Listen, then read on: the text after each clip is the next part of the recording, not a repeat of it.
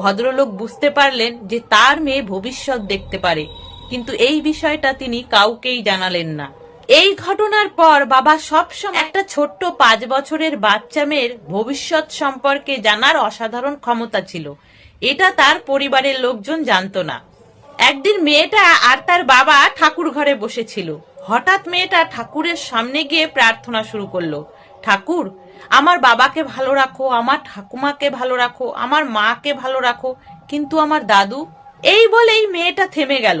তার বাবা তখন সেই ছোট্ট মেয়েটাকে প্রশ্ন করলো, কি ব্যাপার মা, তুমি সবার ব্যাপারেই ভালো চাইলে ঠাকুরের কাছে, কিন্তু দাদুর কথা আসতেই থেমে গেলে কেন? মেয়ে তখন কাচুমাচু মুখে বলল, আমি কিছু করিনি বাবা, কিন্তু কেন জানি না দাদুর নাম আনতেই পুরোটা আমি কিছুতেই বলতে পারলাম না, আমার মুখ যেন বন্ধ হয়ে আসছে। ঘটনাচক্রে পরের দিনই ভদ্রলোকের বাবা মারা গেলেন। এই ঘটনার প্রায় 6 মাস কেটে গেল। মেয়ে আবার একদিন ঠাকুরের সামনে বসে প্রার্থনা করছে। বাবা শুনলো। মেয়ে বলছে, মা ভালো থাক, বাবা ভালো থাক, কিন্তু ঠাম্মা বলেই মেয়ে থেমে গেল। ঠাকুমার নাম নেওয়াতে, মেয়ের এই থেমে যাওয়াতে পাশে দাঁড়িয়ে থাকা বাবার বুকের ভিতরটা কেমন যেন মুচড়ে উঠল। সে তখন মনে করতে লাগলো, বাবা মারা যাওয়ার আগে মেয়ে ঠিক এরকমই আচরণ করেছিল। দেখা গেল পরের দিন ভদ্রলোকের মা হঠাৎ মারা গেলেন।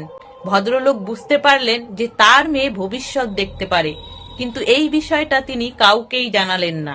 এই ঘটনার পর বাবা সব সময় মেয়ের দিকে খেয়াল রাখতেন। এরই মধ্যে মেয়ে ঠাকুরের সামনে বসে 4-5 জনের নাম নিতে গিয়ে হোঁচট খেলেন। আর কি আশ্চর্য, তারা পরের দিনই মারা গেলেন।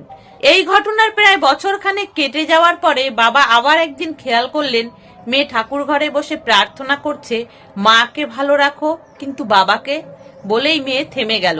মেয়ের এই থেমে যাওয়াতে বাবার যেন হার্ট ফেল হওয়ার জোগাড়। নিজেকে কোনো রকমের সামনে নিল, কিন্তু বাড়ির কাউকে কিচ্ছু জানালো না। ভদ্রলোক বুঝতে পারলেন এবার ওনারও ডাক এসেছে। চিন্তায় সারা রাত তিনি ঘুমাতে পারলেন না, কাউকে কিছু জানাতেও পারছে না। আগে থেকে জানালে বাড়ির লোকজন কান্নাকাটি করবে, একটা খারাপ পরিস্থিতি তৈরি হবে। তিনি প্রতিদিনের নিয়ম মেনেই অফিসে গেলেন, কিন্তু কাজে কিছুতেই মন বসাতে পারলেন না।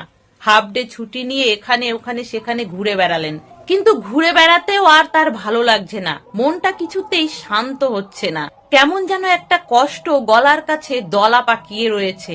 নিঃশ্বাসটাও মাঝে মধ্যে বন্ধ হয়ে আসছে।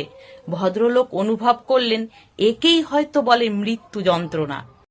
ভদ্রলোক অনেক ভাবনা চিন্তা করে শেষে ঠিক করলেন যে না, এভাবে রাস্তাঘাটে নয়, যদি মরতেই হয় নিজের বাড়িতে গিয়ে মরবেন, সবার সামনে। এই সিদ্ধান্ত নিয়ে তিনি বাড়ি ফিরে এলেন। বাড়িতে ফিরতেই ভদ্রলোক গিন্নির মুখ ঝামটা শুনলেন। কোথায় থাকো সারাদিন? হ্যাঁ, ফোনটা কেউ সুইচ অফ করে রেখেছো, এতবার ফোন করেছি তোমাকে পাইনি, এদিকের কোনো খবর রাখো? হ্যাঁ, কত বড় অঘটন ঘটে গেছে তার সম্পর্কে কোনো ধারণা আছে তোমার? ভদ্রলোক তখন অবাক হয়ে গিন্নিকে বললেন, কি হয়েছে তোমার, এমন করছো কেন? গিন্নি তখন কাঁদো কাঁদো হয়ে বললেন, কত বড় অঘটন ঘটে গেছে জানো তুমি? পাশের বাড়ির দিলীপ দা আজ দুপুরে হঠাৎ মারা গেছেন।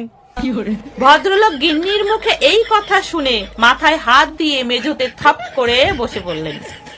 তাহলে বন্ধুরা, এই ছিল আজকের একটা ছোট্ট মজার গল্প। যদি ভালো লাগে প্লিজ লাইক করে দিও, সাথে কমেন্টেও জানিও তোমাদের মতামত। সকলে ভালো থেকো, সুস্থ থেকো।